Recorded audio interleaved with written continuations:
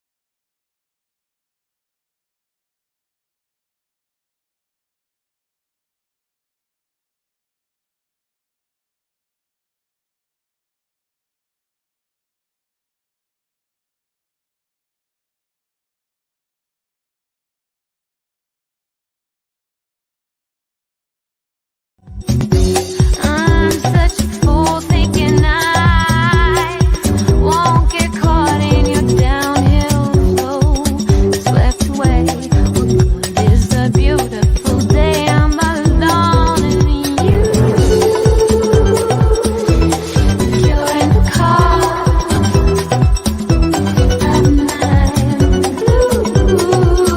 my only flaw. well, good night to you. And I'm trusting that you would have had a good day. I know we were away for some 2 weeks, but you know what? Lots and lots of things are happening. In and around our country, we have an outbreak of, I must tell you, we have an outbreak of dengue and typhoid. We also have COVID, which is on the rise again. And these are things that the Ministry of Health, the Minister of Health, they're not saying anything about. And lots of our citizens are down with these illnesses. And so I want to caution you to be careful when you go out there. Mask is not mandatory, but I would ask that you wear your mask, especially if you're going to be in large crowds. Wear your mask. Today we are looking at the PPP, the beast, the real beast, the PPP. Y'all think they're easy? You'll hear about it a little later on. But at this time, we want to say how happy I am to be here again with you. Some of these issues, they feel that they can keep me down, but I am a survivor, I'm a fighter. And so I might be down for a week or two, but I'm going to be up again to let you know what's happening on advancing the cause. And so, folks, we want to extend happy birthday wishes to all those persons who would have celebrated their birthdays last week and this week. Up to today, we want to extend best wishes to you. And we trust that this new chapter will allow you to be even more emboldened so you'll be able to speak on issues that are happening in this country. You'll be given the kind of guidance that you need so that you will be able to champion the challenges that come your way from time to time. And of course, we want to extend our deepest sympathies to those who have lost loved ones. Right here at our office, we've lost former staff. Mr. Ross, and we want to extend at this time our sincerest condolences to his relatives, to his wife and his daughter, and his other siblings and other relatives.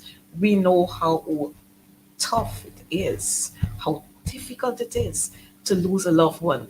And sometimes we say gone too soon. And yes, I can tell you this one was a really, really shocker, really, really shocker.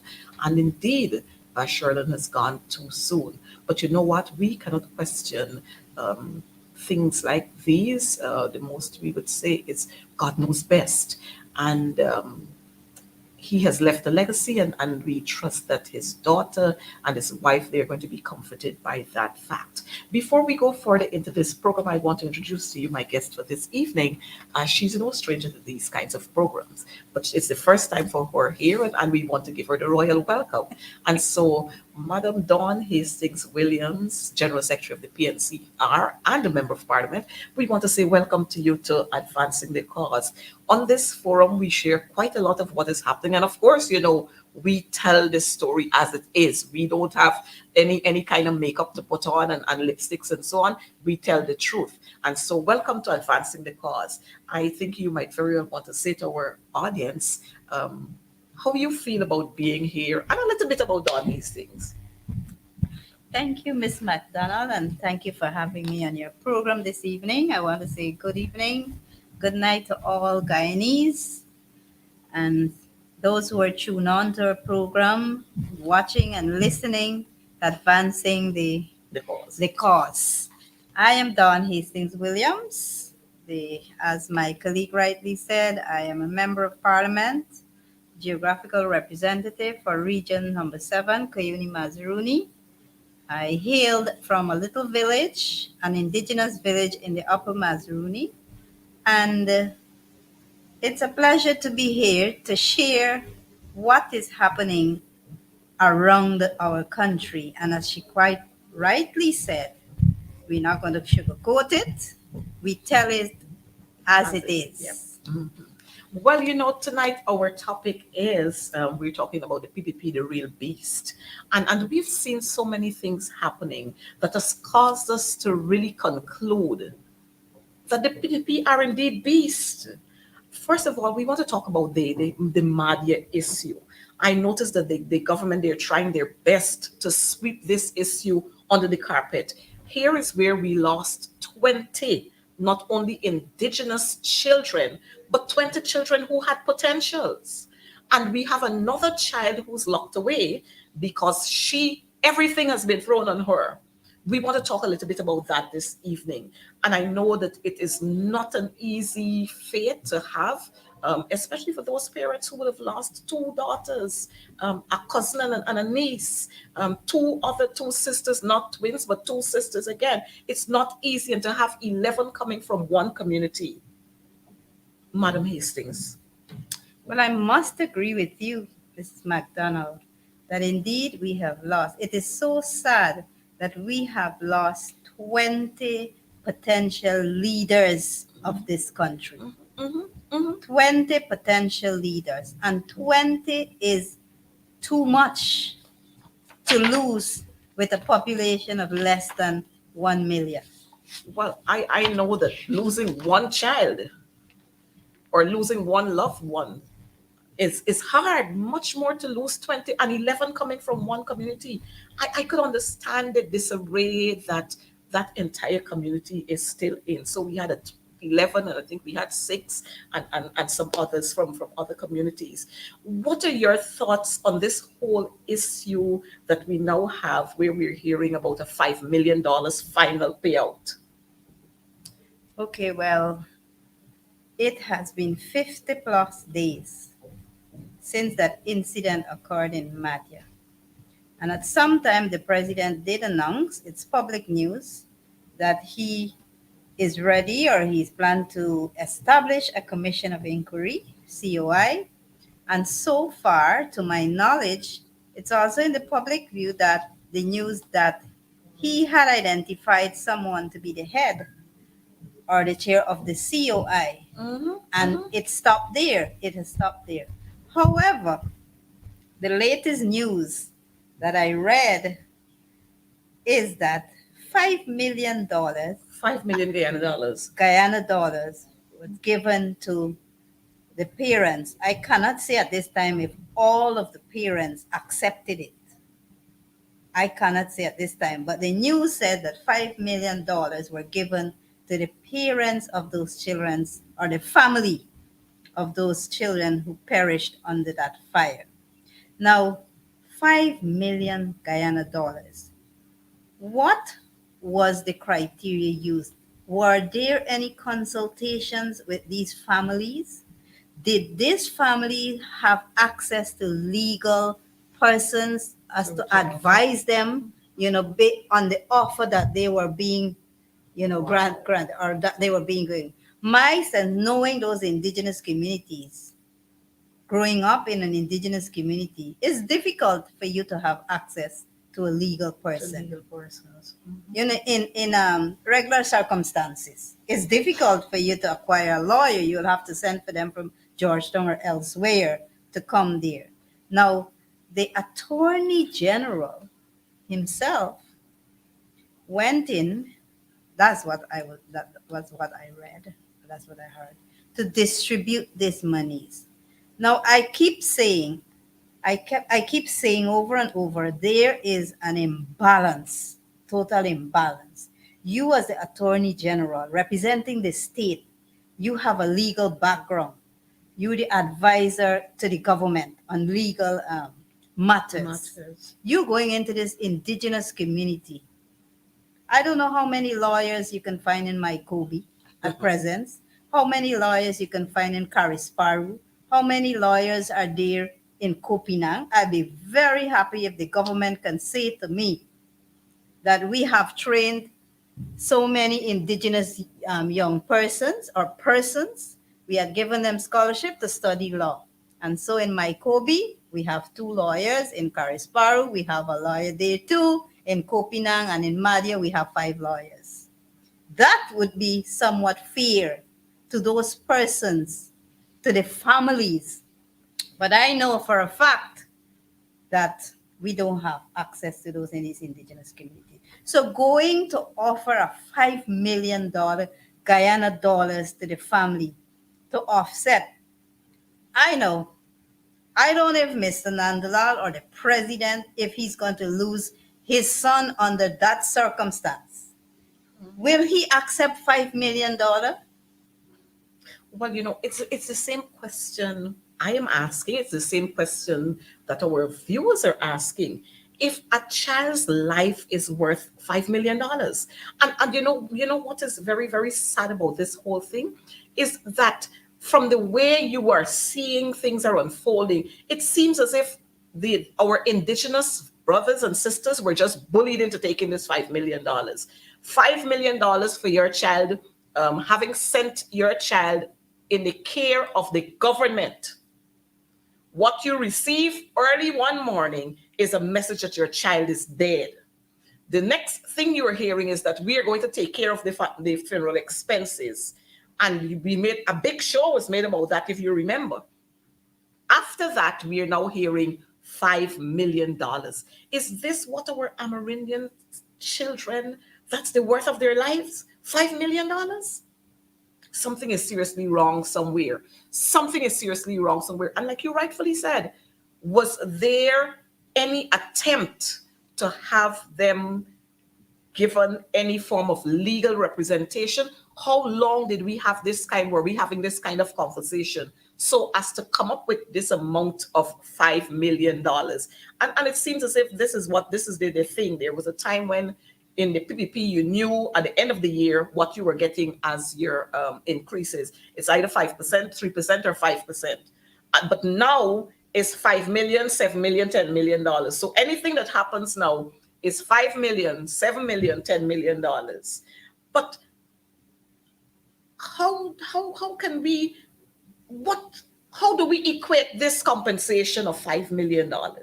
And like you rightfully said, the Attorney General himself went there, and one, it leads one to wonder whether Priya Manik Chand would accept something like that, God forbid, if something were to happen to one of her children. The president is having two sons now. Would he be comfortable being treated the way these Amerindian brothers and sisters are being treated? Is it that because they're quiet in nature, you feel that you can just run over them all the time? I wonder. And what is even more disheartening is the fact that you don't hear all of these leaders saying anything. Nothing, absolutely nothing you hear from some of these leaders. And I just heard, by the way, maybe you'd be able to expound on it, that the Minister of Amerindian Affairs, I think she, by now, she should have had the kind of discipline, the kind of common courtesy to send her resignation in. I heard she made some statement somewhere at the UN or somewhere sometime recently. Well, I'm in agreement with you, and for our information, yes, indeed, there is a headline on the news source. This is Gordon Mosley's program: Rights of Indigenous People in Guyana being upheld. Amerindian Affairs Minister tells UN Forum. Oh, wow. If she had said to UN, I wonder if she had said to UN, we had just distributed $5 million to compensate for the 20 lives that were lost at the dormitory. I wonder what would have been UN response. But she did not say that. Of course, she will not.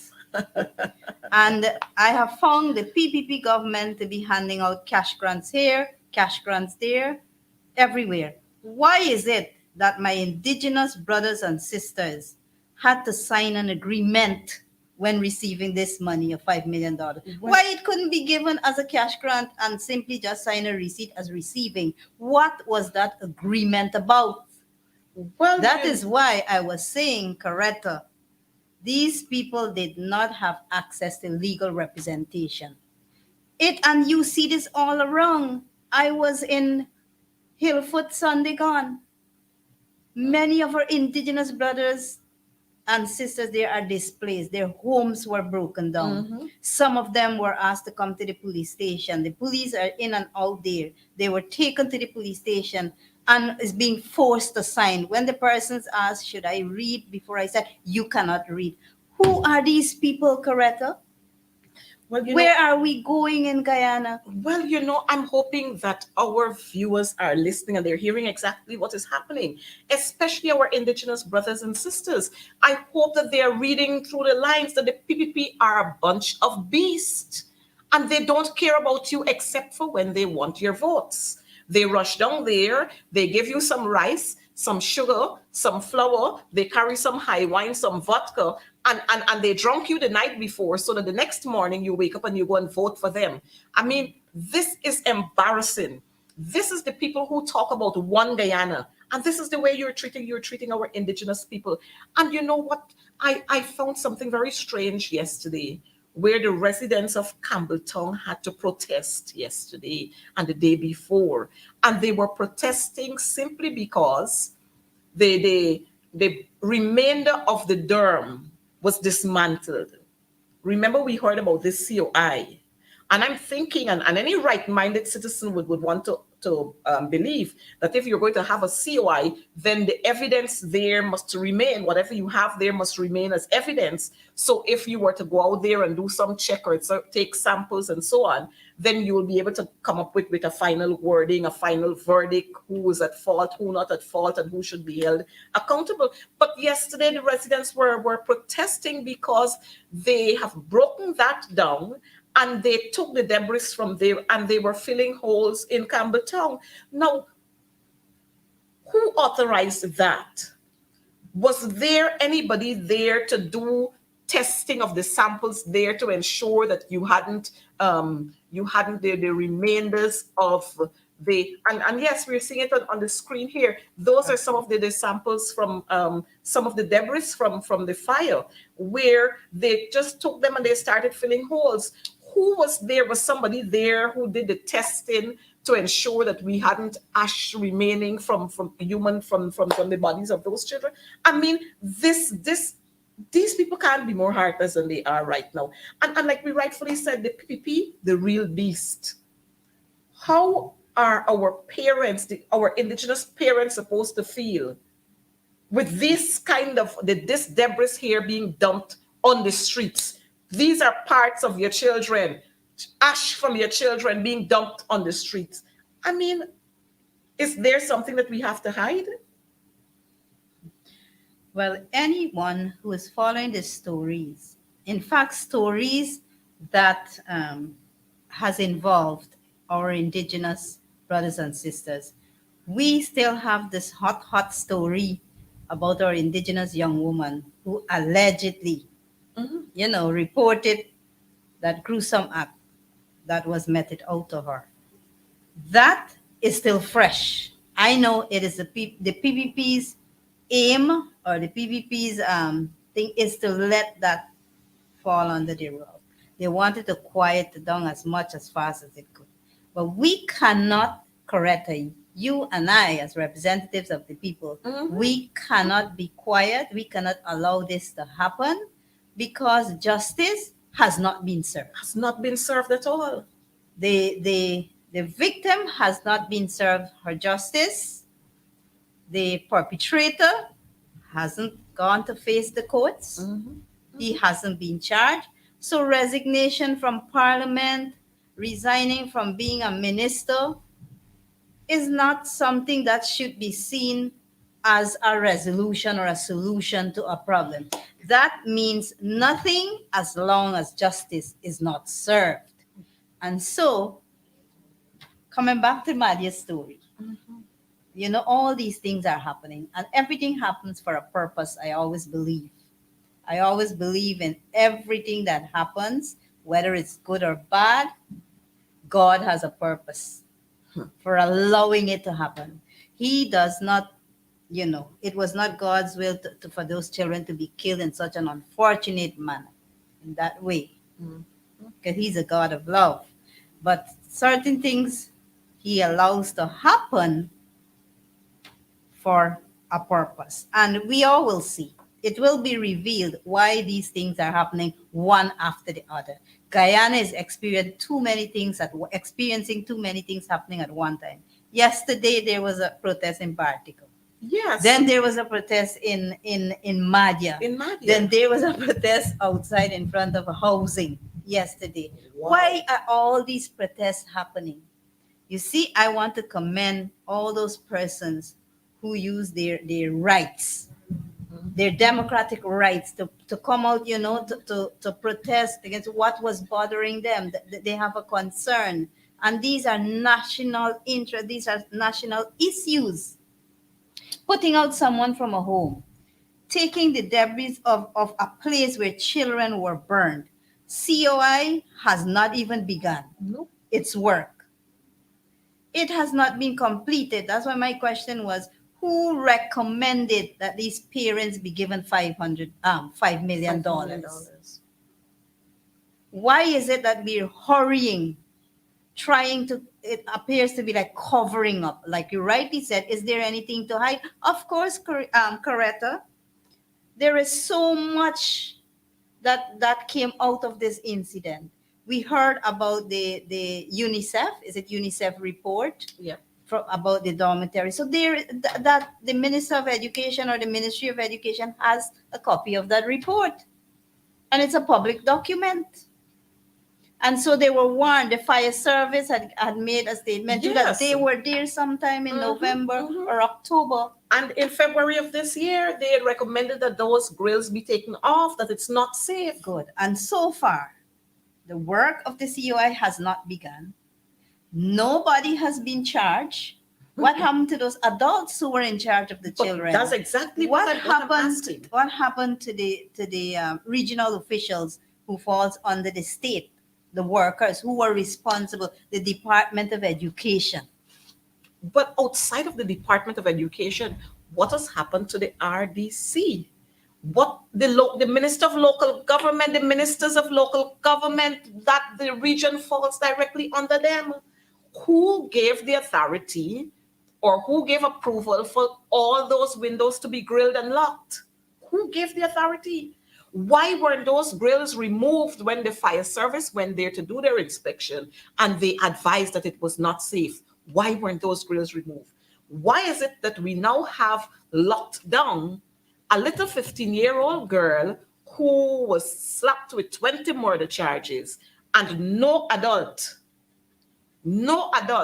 What were these persons doing when they recognized that this child was rebelling? What were they doing? Was there any form of counseling applied to this little girl? Was she counseled at any time? What really sparked this kind of outrage from this young lady to have wanted to first conceptualize in her mind that she was going to light this place afire, and two, knowing fully well that her peers were there, and the possibility existed that they would have died. Where was the house mother? Where were the other persons, the other adults who were supposed to be around there? And there are so many questions and we can't answer them because there's no COI. What do we do now after? Where do we go from here after the payout of $5 million? Coretta, what I want to say about that now is that it appears, as you rightly said, not me, but the PPP is making themselves looking or appearing to be the beast. And when you said the PPP, the beast, everything that is happening under their governance presently, they also have a history. But let's look at today. Let's look at present times. Everything that is happening one after the other, the way how it is being done, the way how investigations are being carried out, if there has been any at all, it stands out clear that the indigenous people of this land has no it's not important. Their lives are not meaningful. The contributions that they make, or have made, because they've been making contributions Yes, all all the along. time, all along. Have made, it's if I'm going to rate it under the PPP's mantra, zero. I'd rate it as zero. Because how can you treat the indigenous peoples of this land? They're Guyanese just like anybody else. And mind you, we talk about one Guyana all the time. We hear the one Guyana. Everything is about one Guyana. Almost everywhere you go, you see the big one Guyana slogan. You go to Madia, you see the big one Guyana slogan. You go to Lethem, you see it there. Right on the seawalls there, you have the one Guyana. I think at the airport, you have the one Guyana. Everywhere. Region 3, everywhere is one Guyana. But yet, different persons are treated differently. But as we move off from the Madia issue, which we have to keep on the front burner, because these parents, they must be satisfied. They must feel compensated, not monetarily in every instance or in this instance, but they must feel satisfied that there was an investigation and these were the findings of the investigation and several persons were held accountable. Something must be done and we have to keep this on the burner. But let's go to the other issue that you started raising, the Nigel Dharamlal saga with the 16-year-old. Now, when we look at those who died, they were within that same age range, except for maybe a few of them and a little boy. But again, Nigel Dharamlal is being featured here. What are we to understand from these things? I told you things happen for a purpose. And so it's the same minister, the same ministry that is responsible. But just before we move up, what really disturbed me extremely is the fact when I read in the news that the AG said the government, is doing this. It does not have to do it. Wow. The government doesn't have to do it, but we as a caring government, we paid for the transportation of the children and the parents to bring them as if it's a favor you do. In hell no. It is your responsibility as a state. The parents trusted the lives of their children into the hands of the state. bring them from home, their little comfort zone, to the dormitory just to gain a formal education. It was the responsibility of the state To ensure that they're to protected ensure that and the that they're children safe. were protected, they were well fed, they were safe at all times. Well, don't talk about the welfare part. We can talk about the welfare part just now. But we want to focus on these issues. Here is it, 20 lives were lost. You decide. You, in actual fact, you were saying to the parents, well, your children went there, a little girl light the fire, and she burned them up so we can deal with her, we can lock her up. We didn't have to do anything, but we did. And we are continuing to do by offering you a payout of $5 million. And then we have the Nigel Dharamlal issue here now, where we learned that a $10 million was paid as compensation. Now, I want to first of all commend that little 16-year-old after all the trauma that she's been through.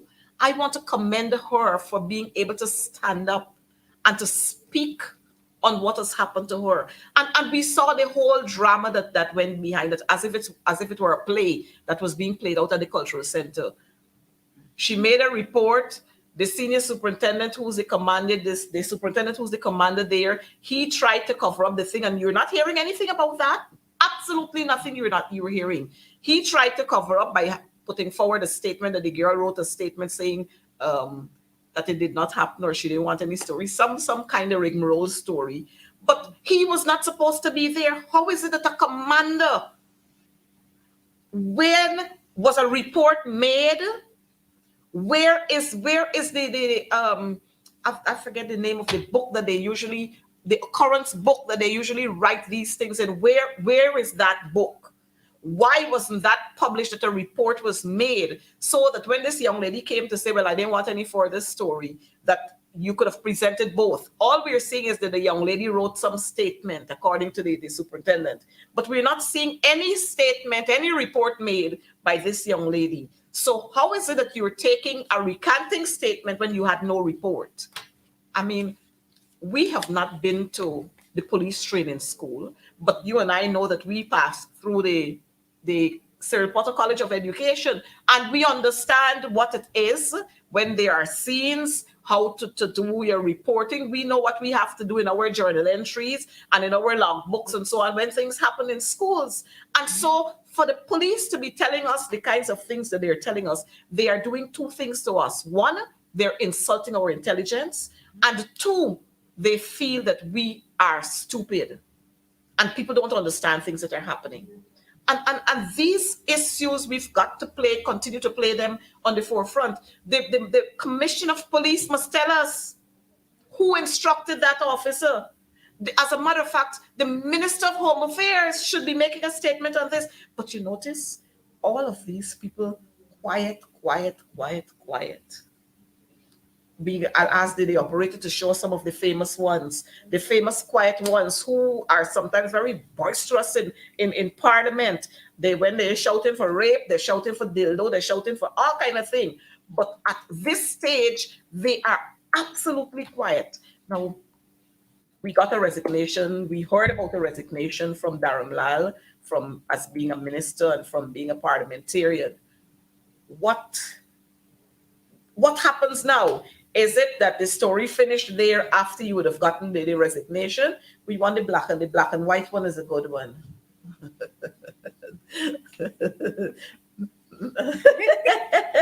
Yes. Is that the end of the story? Is that the end of the story? Well, Coretta, I am not surprised that many of them are quiet. You know, there was a loud shouting of rape in the parliament some time ago. I don't think you were there yet. I don't think No, you were I there was in not. I parliament, wasn't but there. I was there. there. I went through through an experience that I would never want to happen again in that parliament. And it's not because we wanted to, but because of what was happening. We heard raped, we heard disrespecting the speaker, and I wouldn't want to relive that experience that I had again. And it was, yes, our colleague Member of Parliament, Mrs. Priya Manik Chen, I give her kudos when it's due to her. Yes. I give her kudos because And of course, I have to put lashes on her when she got to get lashes. Because the Exactly. thing is, Priya was the person who took that bill to Parliament. Exactly. And now she's absolutely quite, she's not even saying, well, if my colleague minister, if he's guilty, let's allow for an investigation. And if he's found guilty, then he will have to face the consequences. Absolutely nothing you're hearing from Priya. And not only Priya, you got Suzanne, you got Sonia. Well, I don't know what happened to Auntie Gail because you don't see Auntie Gail, you don't see her featuring here at all. You forget the Minister of Armenian Affairs. Well, she is a different cutler fish or a different kettle of fish, whatever you want to call her. I don't understand what is happening with Pauline. And Pauline got the gumption to say she's going to the UN to speak about indigenous people are being respected and whatever. I don't understand this woman. Something seems to be going wrong with these women. These women within the PPP, they are just being suppressed. They're under, I want to say, a spell because you're not hearing anything from them. None of them could say anything. And it's not the first time it's happening. When we had the issue in Parliament with our colleague Tabitha, none of those women in Parliament said anything. Is it that they can't speak? Or they have to be told when to speak? It appears to be so. Anybody who's observing, and you know what, Coretta? We can sit and watch a movie and we can predict how it will end. But, You just have to see one or two characters and you follow the music, and then you can say to you, if me and you, I know how this movie will end. How this, and that is exactly what was happening into these investigations with this young lady. From the beginning, the way how it was handled, and you spoke about it with the commander, he coming in to do his part in this movie. And then you had the perpetrator, or the actor, the main actor. yes, Going to do this. And this movie style. You go and you repaint these walls. Well, I am very fond of those buildings in Ichilbar Villas. Well, you would know. Yes, and you go there. And the way the girl explained it is clearly seen if you follow in the movie. Climbing up the stairs. I know those buildings. You can't tell me there's no stairs going up and taking you into the bedroom. I can picture that very clearly. So that woman, this young lady, is very intelligent. And then when I saw that missive going around, even including my name, when I looked at it, it's totally different than the report that the young lady made. And there was another thing that they have never met me. I don't have to know you, my dear sister. I don't have to know you to stand up for your rights. Exactly. You are a Guyanese. More so, you're indigenous, of an indigenous origin like me. I don't have to know you. But the mere fact, in person, the mere fact that you stood out there and you said that you want to take this opportunity to stand up for the indigenous women, which she rightly did. And I keep commending her for her courageous, for her bravery, in doing that. But as a child, I don't think she understood, and she knew that the backlash that she would have been given. She had trusted that adult. Yep. And being a minister, growing up in these small indigenous communities, the social life we were always taught. We were always taught whenever someone in a high authority comes visiting your school or your community, we always look up to this person as somebody respectable. That's the social life that we live in these small indigenous communities. The Tushao, the minister, the president, whoever comes. Even if we don't like you, we were taught respect the office. You have to respect the office of these persons. And so, like I said, it's like a movie. The minute you see what was happening, monitoring day after day, how the investigation was being done, I wasn't surprised at the end result, because that was where it was leading to. Having this child like a prisoner, treating her as the perpetrator, not as the Frustrating victim, her. and frustrated. And that was their aim. You see that in a lot of movies. Well, operator, we have to make have our famous folks on screen. We have to have Nigel there. We must have Pauline. We must have Vindi. We must have Sonia. We must have Priya Manichan. We must see the director of public prosecution. We must see all of them there. When you watch this boy Nigel face, it's sheer wickedness you're seeing in this boy face. He is so evil that almost every photograph that you see of him now, and you try to analyze it, all you can see is wickedness going through his head. The mere Dildo. fact that he could come to talk about dildo in the parliament, it tells you that this boy is sick. I hope that somebody that they're having some sort of counseling or something being given to him. He has a very good friend who's a pastor, an Adventist pastor. He has a very good friend. I hope he's doing some praying for him. They're very, very close.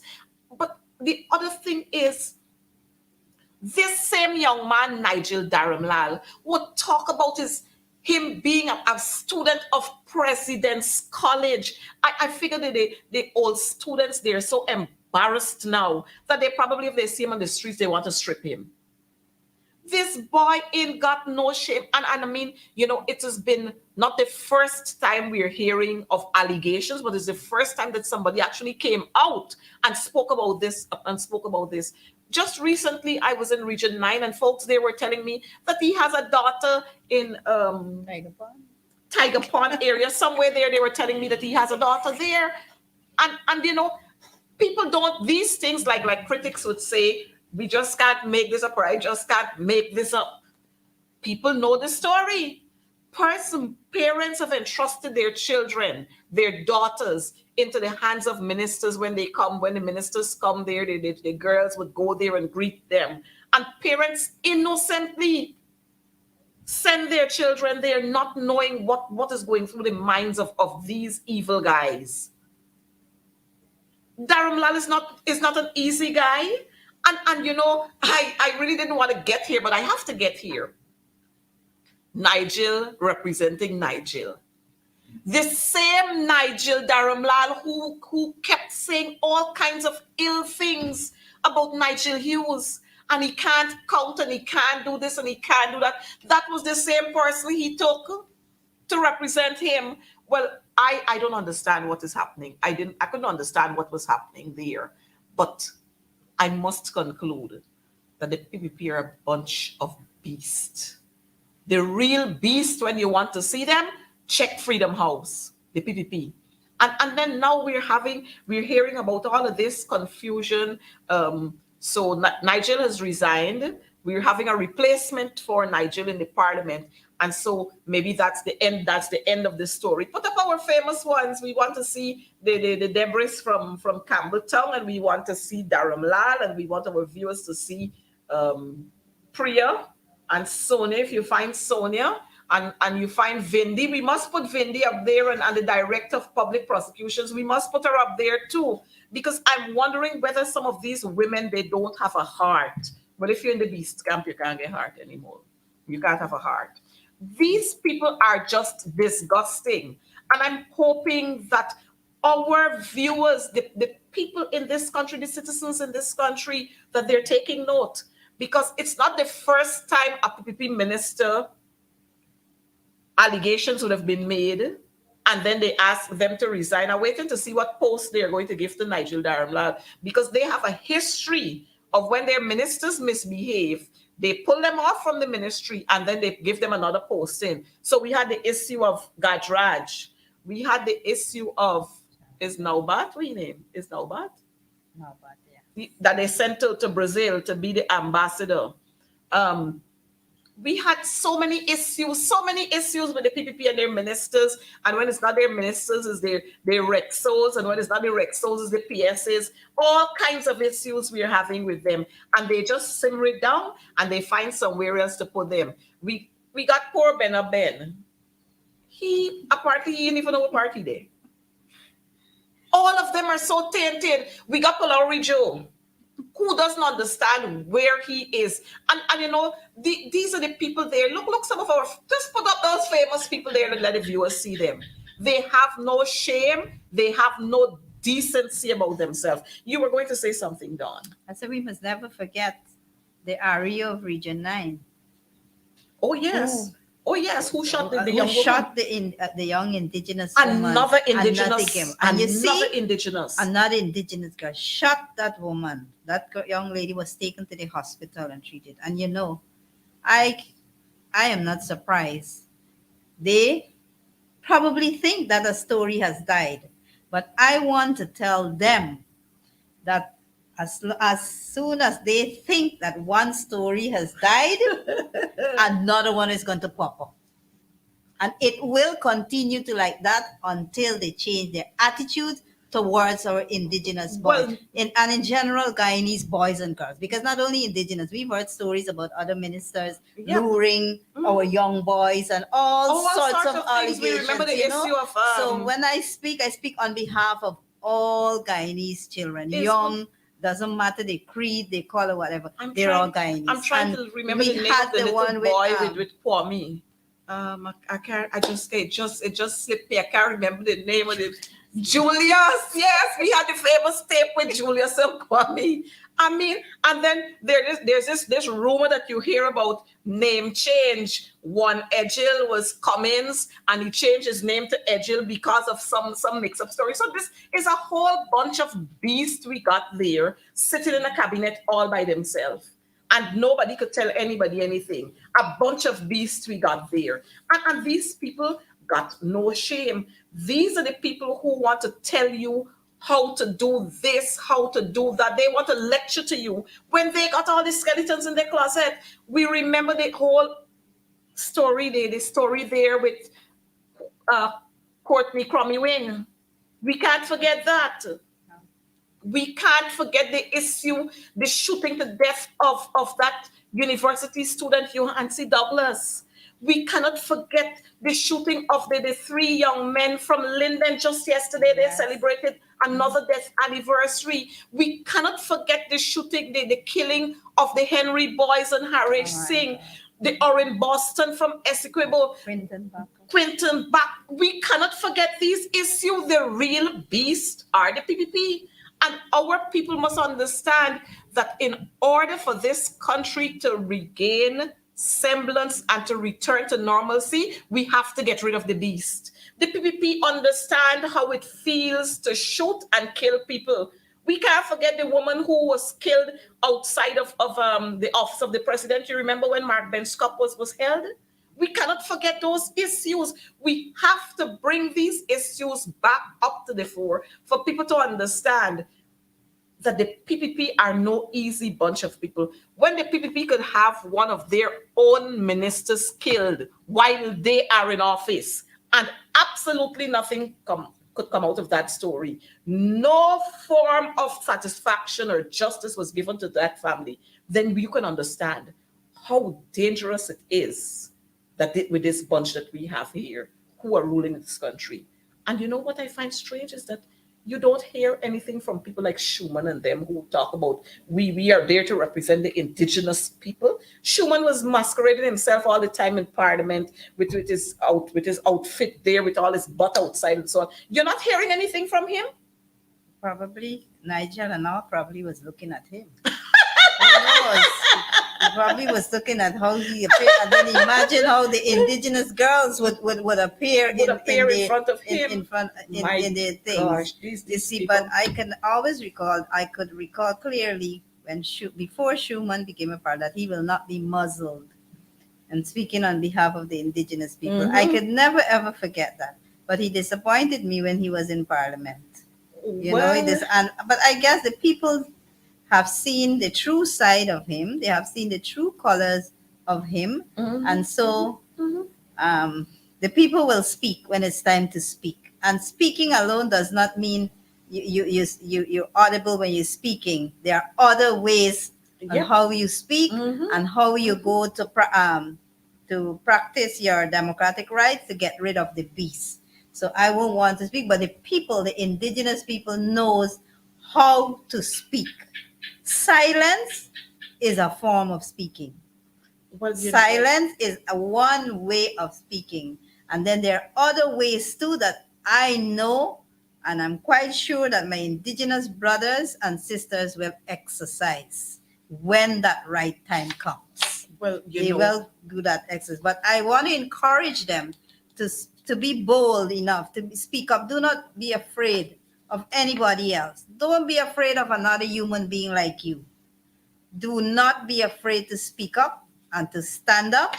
We know what is right. We know what is wrong. We know when we are being treated equal. We know when we're being treated not equal, given the same opportunity or not given. We know, and I encourage those who are gaining courage and that momentum to stand up and to speak up. Continue. Tell your brother, your sister, your family that whenever they see wrong is being done to your sister, your neighbor, we need to represent and speak up. So kudos again. I want to commend those who who take their democratic right to another step to go and speak up, whether it's by protesting, picketing, coming on Facebook, social media, whatever form, use it.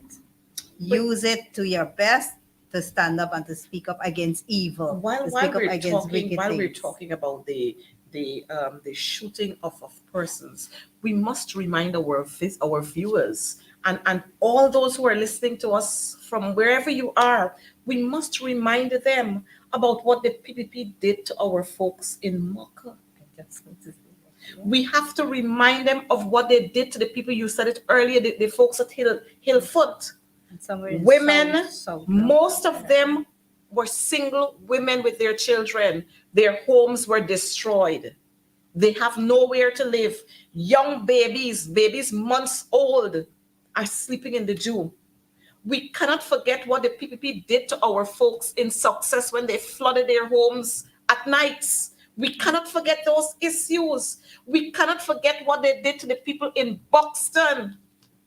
We will never forget what has happened to our 20 Amerindian children in Madia 50 something days ago. We cannot forget those issues. And these are the issues that we have to remind our people. And our people must remind the PPP when they come into your areas. Ask them the hard questions. Tell us what has happened. Where do we go from here? Why did you not ensure that justice was served? And when we keep reminding our folks about the sufferings that the PPP have brought upon this nation, then our citizens will do what they have to do. And you know what I noticed is that even the PPP supporters are disappointed in them. They are not saying anything much, but when we look at the way the voting was exercised during the local government elections, we see clearly that they're upset with them. And so it's not a case where only the persons who are supporting the coalition as opposition are being trampled, their rights are being trampled upon. Even their own supporters, they're trampling upon their rights. We're seeing contracts upon contracts upon contracts, billions and billions of dollars.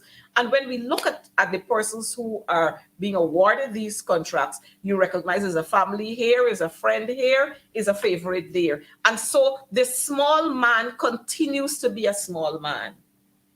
How do we deal with those issues, Dama? Coretta, Guyana is now being rated no more as a poor country based on their GDP, oil-rich country. But the reality is the poor people will remain poor. That's how it is appearing to be. Because if you that's go the reality of the day. The yeah, poor you people go are still visiting, they're poor. They're finding it difficult to find meals for day transportation money. And it is just a few persons who are benefiting. And the rich will get richer and the poor will get poorer in this country because of how our resources are being used. And before we close, I want to talk a little about the 15% low carbon credit Well, that is being given to our indigenous brothers and sisters. before you go there, I want us to touch on, you mentioned it earlier, where the World Bank said that Guyana is now a high paying, announced that Guyana is a high income country. And given that fact, um, you hear, I don't know where they did the calculations or how the calculations were done. Maybe we will have to get Nigel Dharamlal to do those, help us with those calculations. But with Guyana being a high paying, high income country, we've recognized that our nurses are leaving in drones. Do you run from good treatment? I never know that people run from good treatment. And so if our nurses are leaving in drones, it means that something is wrong. And then I heard the announcement from the president that they're going to be importing nurses from Cuba. Now, these people ain't got no shame. You remember when they came into office, they dismantled the nursing school in Linden? Imagine we had a nursing school in Linden and they dismantled the nursing school in Linden, and now you're going to import nurses from Cuba to come to work in our hospitals, in our public hospitals. While they're doing that, they are busy building specialty hospitals. And these are not government buildings. These are private buildings. So when you put up these specialty hospitals, who go into them? The poor man and woman can't go there. I mean, I don't know how and where they sit to have these discussions, but it seems as if these people just wake up with an idea and they spill it out. They walk around and an idea flashes across and they spill it out. And of course, when we see some of what is happening in this country, it leaves one to believe and to conclude that some of these folks have had to have attended that university in IFLOT when you see the operations. I want to believe so. Because I heard the president talking about this comprehensive package that he has for teachers. Well, of course, I have to always bring in the issue of the teachers. This comprehensive package that he has for teachers. But this comprehensive package that has been announced in several areas is only this man know about this package and what this package entails. Nobody else knows about it. Now, outside of the comprehensive package, the man is now saying that he's going to go out there to consult with the teachers themselves, with groups of teachers. So what happened to the comprehensive package?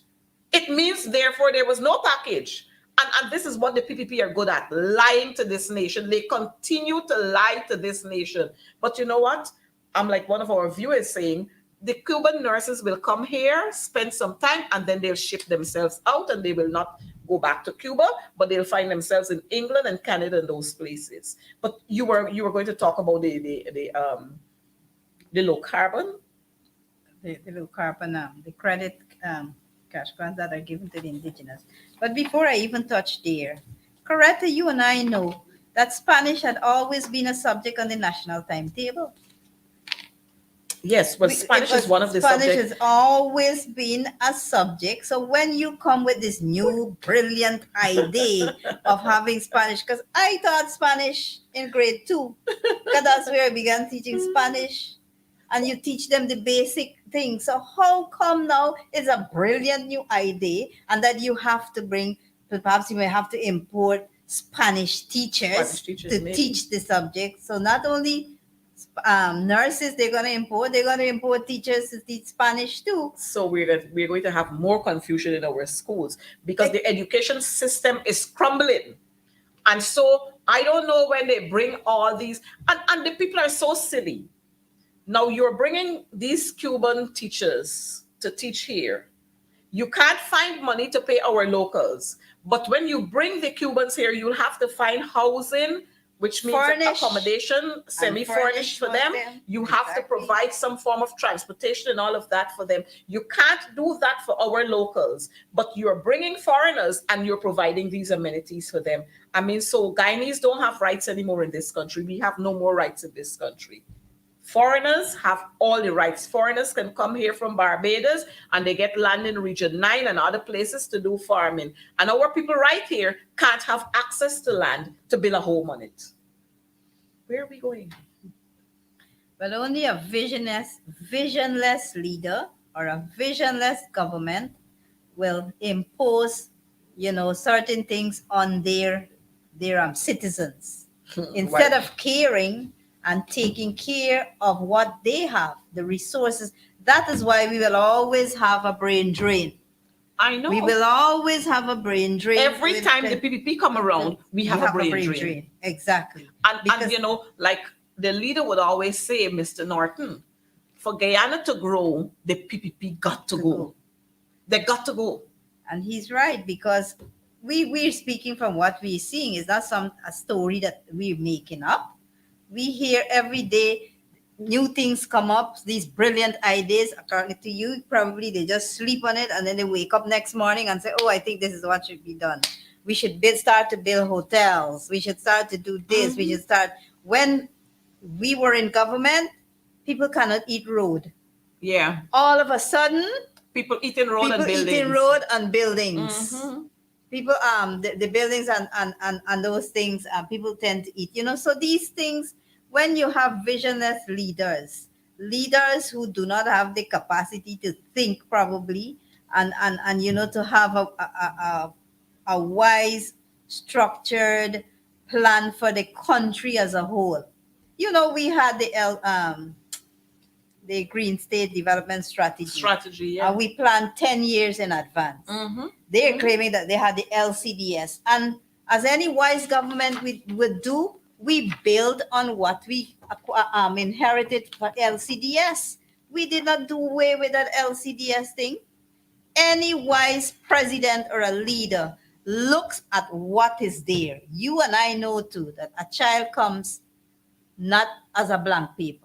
That's true. When a child comes to a class, he or she comes with some sort of knowledge. Mm-hmm. And hence, a leader, if you become the president today, Coretta, and you're wise and you have vision, you're going to look at what is there in front of you. Not because it was PPP. You will squash all their programs. Any wise leader wouldn't do that. Well, this set of leaders, I don't know if they're wise. I don't know what is it about them, because we have seen. You said they're the beasts. With the implementation. Well, beasts are supposed to be wise animals, because when you look at the way the lion operates and the bear and the tiger, the jaguar, and so on, even the snakes. They calculate, they have their parts calculated, and so it's a shame the way this government is operating.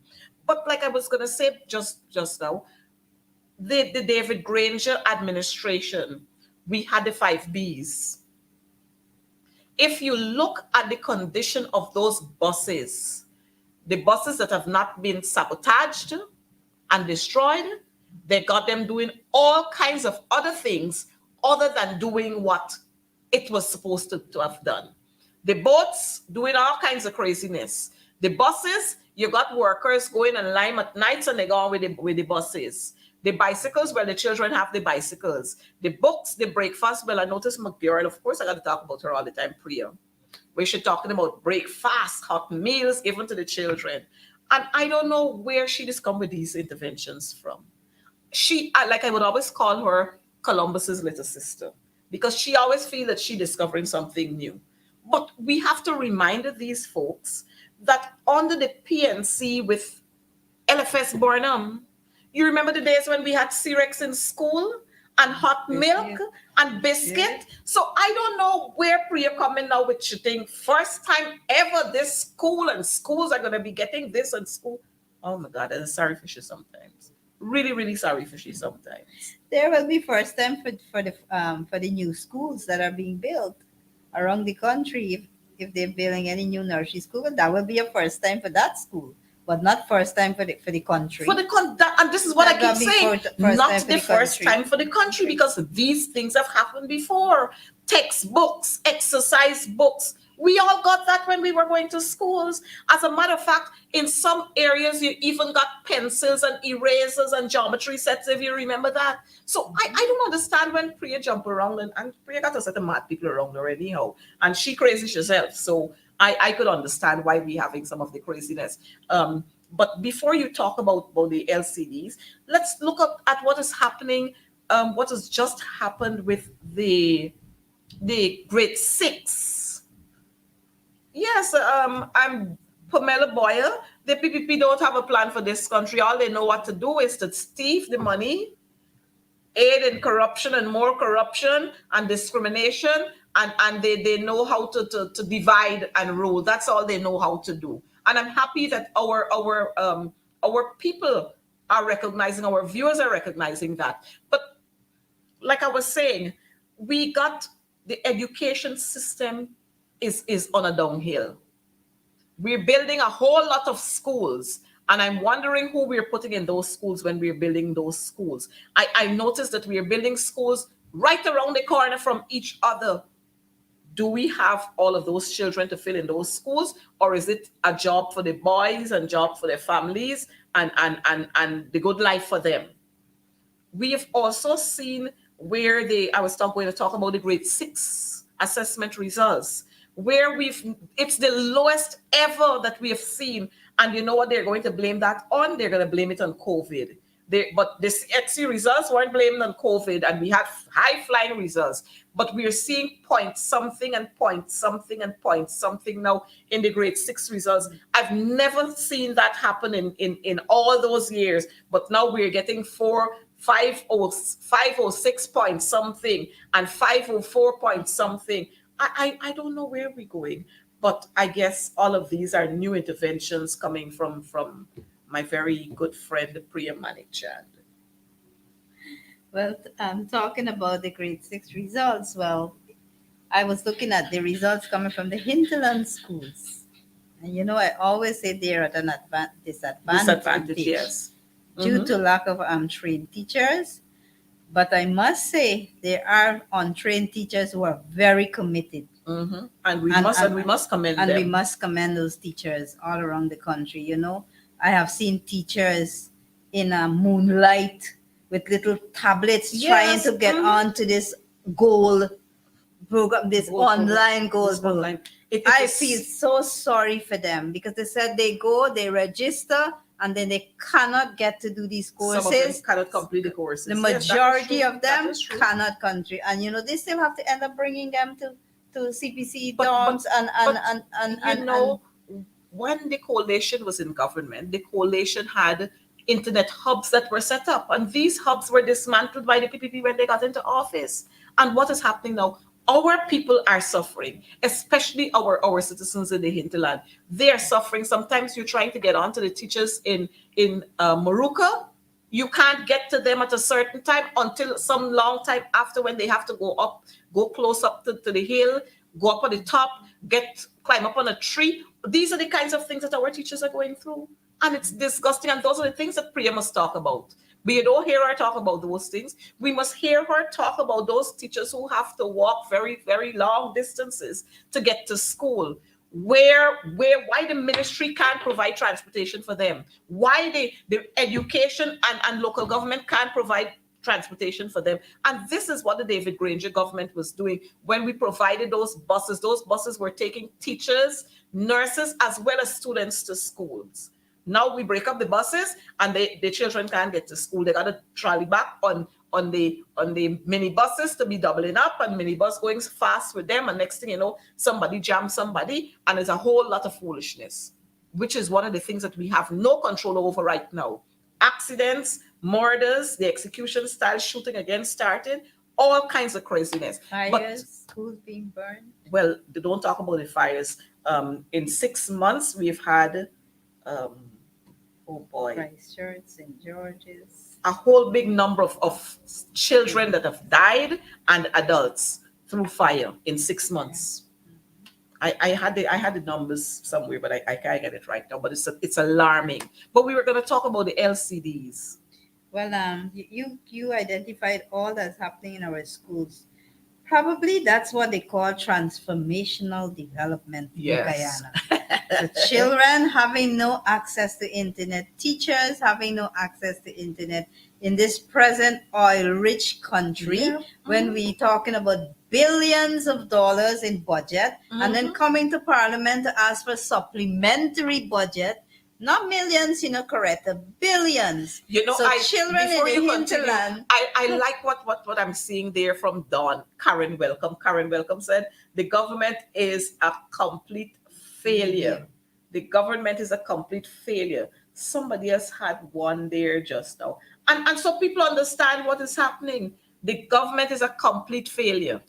And it's not easy for us to see. You see roads are being built, and 2 days after, the edges of the road gone. And so it start eating in. And you want to know, this is not the road that they built 3 months ago. But I want folks to go out there to see the roads that were built by the coalition. They're still standing after 5+ years. They're still standing. You go into Lethem, you go to Madia, you go to Port Kaituma and see those roads that were built by the coalition. Best, second to none. Not the foolishness that we're getting now from the DPP.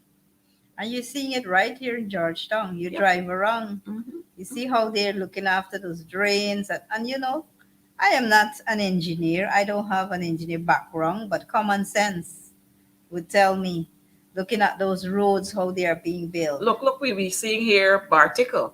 The folks in Bartica were protesting yesterday because there are sections of roads, streets, and avenues in Bartica where coalition supporters live, and they've refused to do those roads. And these are the people who preach one Guyana. I wonder where Irfan Ali is sometimes.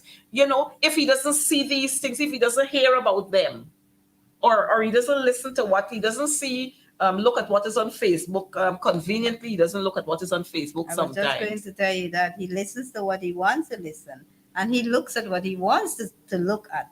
Mm-hmm. But he forget that this is one country. Guyana is one country. And it reminds me of a joke. You ask somebody from Berbice, they said they come from the country, another country. Which country? Berbice. Berbice, But they were yes. quite right. Mm-hmm. Mm-hmm. Because if you come from Bartica, you said, no, that Bartica is not in Guyana. It's a different country. Because they're not getting the same treatment. They're not getting the same This is opportunities. This is Bart. Look at that road. This is Bartica. Tell me what can happen to a young pregnant woman traveling on that road. Mm-hmm. Mm-hmm. Mm-hmm. Even to the vehicle owners. You know this little TikTok, what's his name? Sion? Yeah. I was in Bartica and little Sion came to me and he said, you know what? He called me, you know what, PM? Okay. You can't say MP. I had to correct him. He said, I would like to have an appointment with the president of this country. He's a brilliant young man. Yes, He's very and brave and brave. Mhm. I said, what are you going to tell the president? He said, I'm going to tell the president that my uncle's car, the road to, I can't remember the road that he called, is so bad that my uncle's car, it destroys, it damages my uncle's car. And Imagine little He Tion. is just about 4 years Yes, old. he's a I think. nursery child, little Tion, a brilliant mind. Mhm. And if a little child, that's why it's good to see through the eyes of children. Of children, yes. Mhm, will mhm, tell you mhm. when you're looking good and when you're not looking good. Yep. But if you ask an adult, they will tell you what you want to hear. But this little child, imagine himself, is talking about the conditions of the road in Bartica, a little nursery child. So How long can we go on with this madness? Our view is asking, how long can we go on with this madness? Which means that as a people, we will have to start strategizing and mobilizing and coming out in our areas. Every time the PPP come to your areas, you must chase them. You must ask them the right questions. When they come, don't listen to them. Tell them to fix the roads.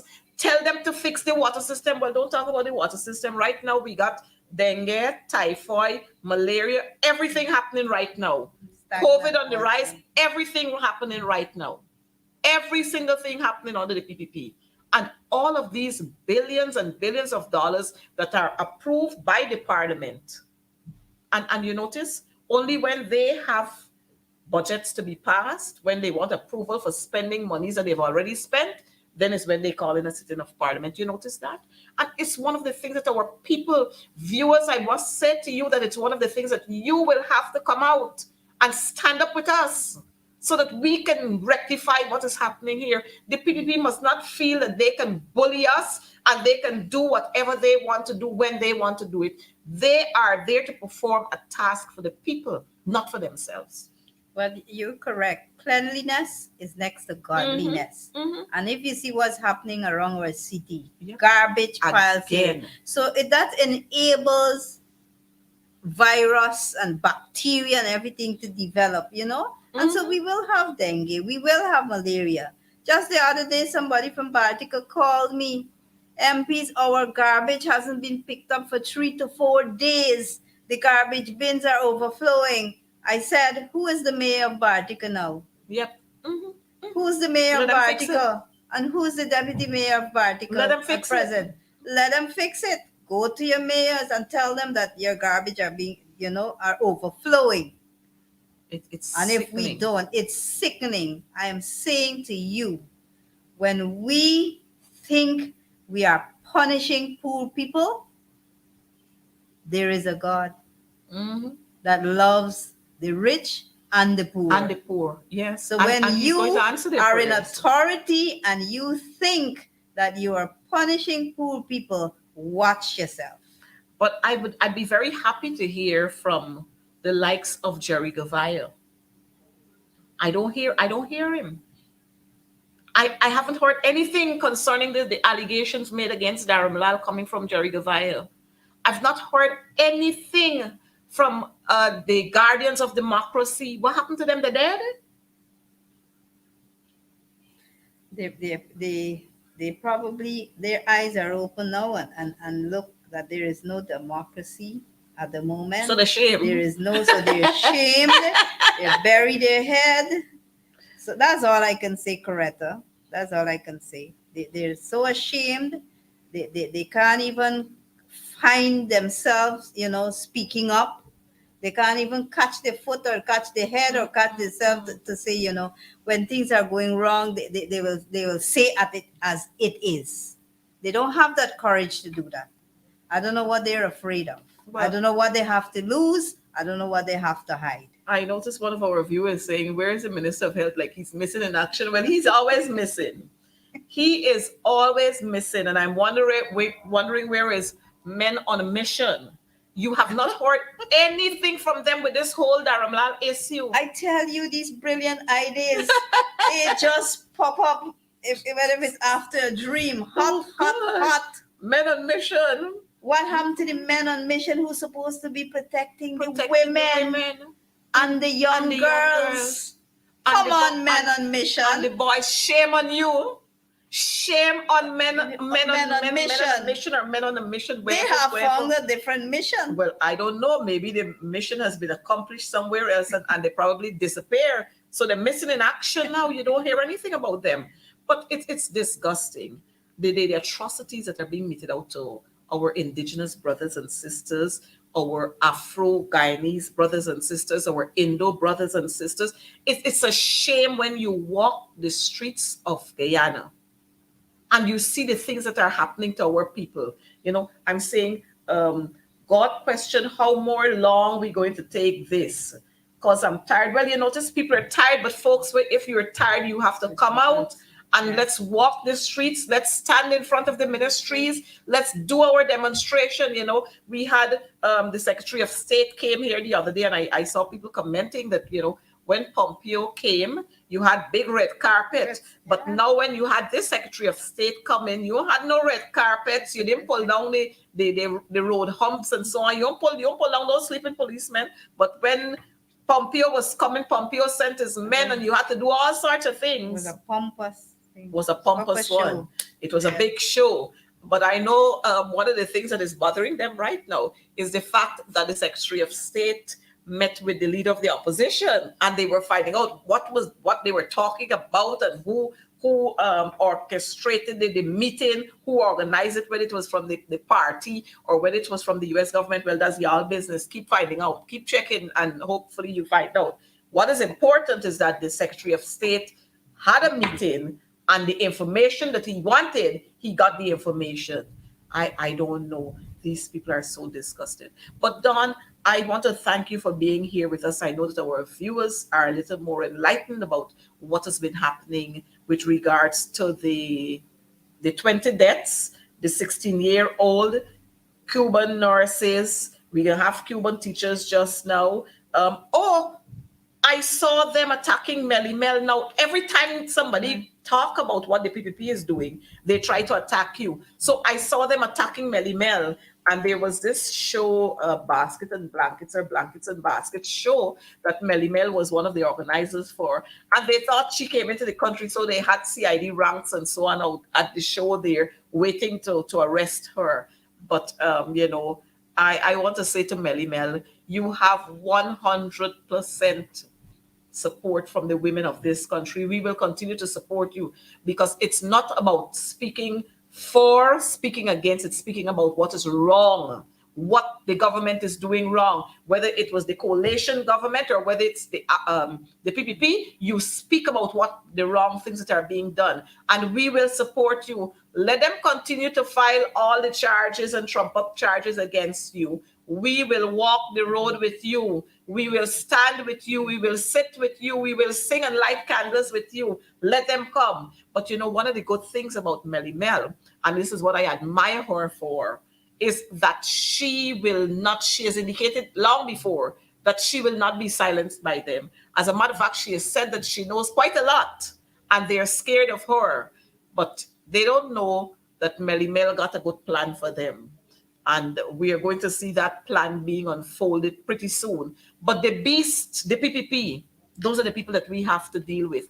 And maybe we are going to have to put on beast-like clothes to deal with them likewise, so that our people can be given the kind of life that they ought to receive coming out of all of the oil wealth that we have. I remember, and you mentioned it earlier too, where they were telling the people when the coalition was in government, tell them you can't eat roads, tell them you can't eat this. But how now we're seeing a whole lot of hotels going up all over the place. Hotels are going up. I wonder how many of us are going to be able to go to some of those hotels. And I would also I'm so much interested in seeing their land use policy.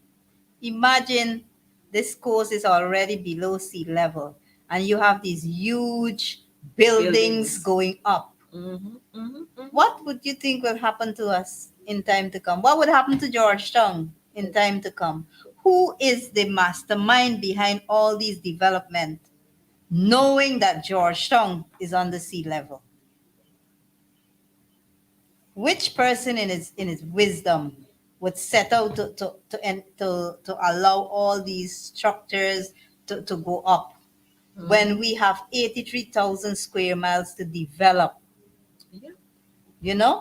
83,000 square miles, and we're seeing people languishing for land just to build a home. And you can't even get the monies from the bank because of your salaries. Exactly. You cannot go. Even if you get a piece of land, where are you going to find the money? Even if you apply for a turnkey, where are you going to get 7 million and 8 million? I don't know. So all these things. And based on our discussion, I can clearly see why those women ministers in the government are silent. Because having this talk this evening and listening to people around and seeing how women are being treated in this country. Look at our acting Chief Justice and our acting Chancellor, who both are women. Why weren't they confirmed before being appointed members of the Judicial Commission?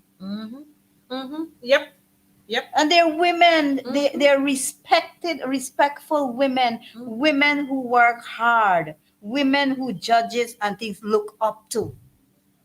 Women who are young girl. When I was young, I wanted to be a lawyer, and they were some of the persons who I look up to. You looked up to, yes. And to see that they're not confirmed. What is stopping the president from appointing these and confirming them to be the chancellor? How long they have to act? Haven't they acted long enough? Well, you notice how the PPP operate.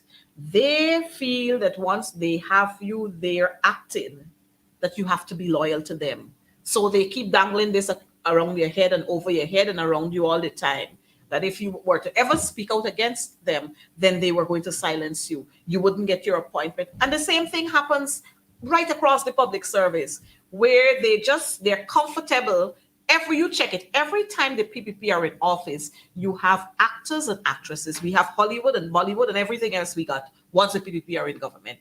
They're only concerned about themselves. But Don, I want to thank you so much for being here with us. We're gonna have to do another episode of this on advancing the cause again, because the beast, the PPP, we've got to deal with them. I noticed one of our viewers is asking that we should ensure that Dharamlal removes from the government house. He's no longer minister. He is no longer an MP, and so he must remove from the house. It means that we probably got to go there and give him some devotion early in the mornings so that he can get out of that house, because the mere fact that he is there, taxpayers' dollars are paying for the all the expenses there. Because he don't pay rent, he don't pay light bill, he don't pay phone bill, he don't pay no internet bill, nothing he ain't paid. And I'm sure he's still got a government vehicle that he's driving around. He must go where it is alleged that he got some apartment building somewhere in Cummins Lodge. Let him go there and take up an apartment there, or go back to West Coast, Barbies. Well, I hear you can't go there where you come from, because that's another session. But Don, I want to thank you for being here with us. I know that our viewers were more than enthused with you being here, and they've learned a lot from our discussions. We're going to continue to do this on advancing the cause, where we expose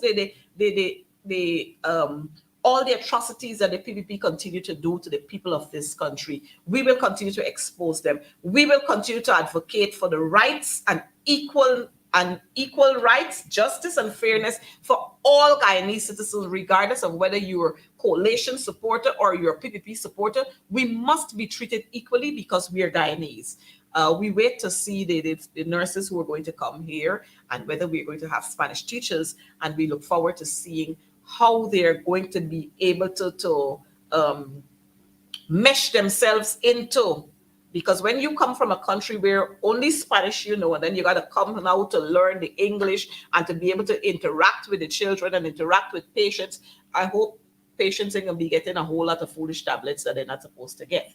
Because we know that's been a thing of the day on the PPP, where you go to the hospital, all they give you is Panadol for every single thing. I'm hoping that we are not going to return to those days. But viewers, we want to thank you for being with us. It's always a pleasure where we can share with you, and we can have you here listening to us and sharing your ideas with us. Thank you for being there with us. Remember, I said COVID, dengue, typhoid, and so many others, malaria and so on, they're on the rise. Just be careful with what you do, be careful with where you go, and to take all the necessary precautions. Do have a wonderful night, and we'll see you again next week, Wednesday at 6:30 for more on advancing the cause. Again, Dawn, thank you for being here with us. Thank you, Coretta, for having me on your program. It was a pleasure, and thank you to your viewers. May God bless us all. Have a good night, folks. I'm such a fool thinking I won't get caught in your downhill flow, swept away. It's a beautiful day, I'm alone and you're in the car at night. My only flaw. We are done that.